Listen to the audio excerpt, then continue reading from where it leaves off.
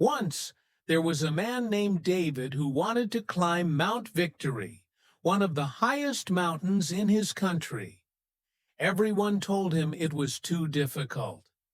"It's too dangerous," said his friends. "You'll never make it," said others.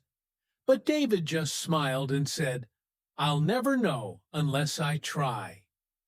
So, one cold morning, he packed his bag, put on his climbing boots, and began his journey. At first the climb was easy. The air was fresh, and the sun was bright. But soon the path became steep, the wind got stronger, and his legs started to ache. He slipped on rocks, lost his balance, and fell, not once, but many times. Every time he fell, he thought, "Maybe I should give up." Then he remembered his goal, to reach the top. He said to himself, "Don't give up. Just push through." So, step by step, he kept going. The higher David climbed, the colder it became. Dark clouds covered the sky, and snow began to fall. He was tired, hungry, and freezing. He looked down and saw how far he had come. Then he looked up. The top still looked so far away. He took a deep breath and said, "One step at a time. I can do this." As he climbed, he remembered his mother's words. "Every mountain seems impossible until you take the first step." So he pushed through the pain, through the cold, and through the fear.